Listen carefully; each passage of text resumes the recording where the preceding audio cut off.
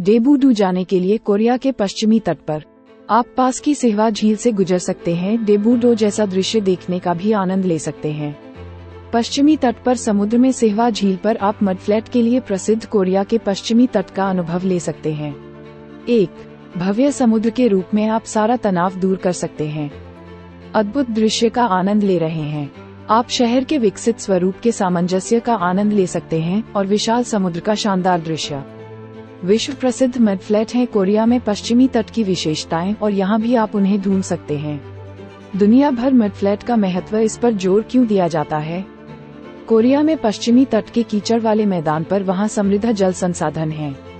मडफ्लैट के ये प्रचुर जल संसाधन पक्षियों के लिए महत्वपूर्ण भोजन स्रोत हैं। इससे प्राकृतिक समुद्री पारिस्थितिकी का संतुलन बना रह सकता है। स्वतंत्र रूप से समुद्री पक्षी कीचड़ में भोजन की तलाश में व्यस्त हैं। डेबू-डोंग डेनवोंगू एक शांत शहर ग्योगी प्रांत से जुड़ा एक द्वीप। ये सिहावा समुद्री दीवार से जुड़ गया और भूमि बन गया। 2001 में इसका क्षेत्रफल 40.34 वर्ग किलोमीटर और जनसंख्या 6,244 थी।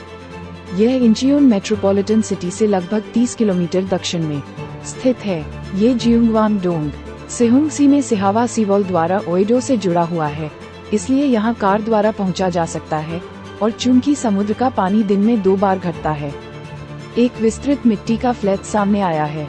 3 साम्राज्यों की अवधि के दौरान यह मा हान का था, एकीकृत सिनला अवधि के दौरान ये हानजू का था, और गोलियो काल के दौरान ये नाम यांगून का था। 2 होबू जो सन राजवंश के दौरान नाम यांगन से संबंधित थे। 1914 में इसे नाम यांगन से बूचुनगून में शामिल किया गया और 1973 में इसे ओमजिनगून में शामिल कर लिया गया और 1994 में प्रशासनिक जिला पुनर्गठन के कारण इसे अनसन शहर में शामिल किया गया। इसे डेबू-डो कहा जाता था क्योंकि यह एक बड़ी पहाड़ी जैसा दिखता था। इसके अलावा पारंपरिक स्थान के नाम जैसे येओन हवाबू सूजी, ऑक्टोपस द्वीप और जुखो को सौंप दिया गया। आसपास के क्षेत्र में सियोगामडो, बुल्टांडो सहित 5 बसे हुए द्वीप हैं। पुंगडो और यूको, साथ ही जुंग्यूको, मियाओको, माल्यूको, ब्योंडो, जामडो और ह्यूल। यहाँ 12 निर्जन द्वीप हैं, जिनमें ग्वांडो द्वीप, टेमी द्वीप, कैंटोमिजियो द्वीप शामिल हैं।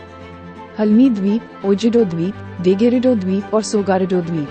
हवांग ग्यूमसान माउंटेन 168 मीटर सबसे ऊंची चोटी द्वीप के उत्तर में उगती है। अधिकांश क्षेत्र निचले पहाड़ी क्षेत्रों से बना है, समुद्र तल से 100 मीटर से कम ऊंचाई पर। जलवायु में आमतौर पर ठंड और पश्चिम के बीच बड़ा अंतर होता है, और सर्दियों में उत्तर पश्चिमी मानसून का प्रभाव प्रबल होता है। इसे ठंडा और बर्फीला बना रहा है। जनवरी में औसत तापमान -4 है, अगस्त में औसत तापमान 24 है, और वार्षिक वर्षा 1210 मिलीमीटर है। निवासी कृषि और मछली पकड़ने में लगे हुए हैं, लेकिन कृषि श्रमिक अधिक हैं। मुख्य कृषि उत्पाद चावल है और अंगूर, औषधीय जड़ी बूटियां, मूंगफली आदि का भी उत्पादन किया जाता है।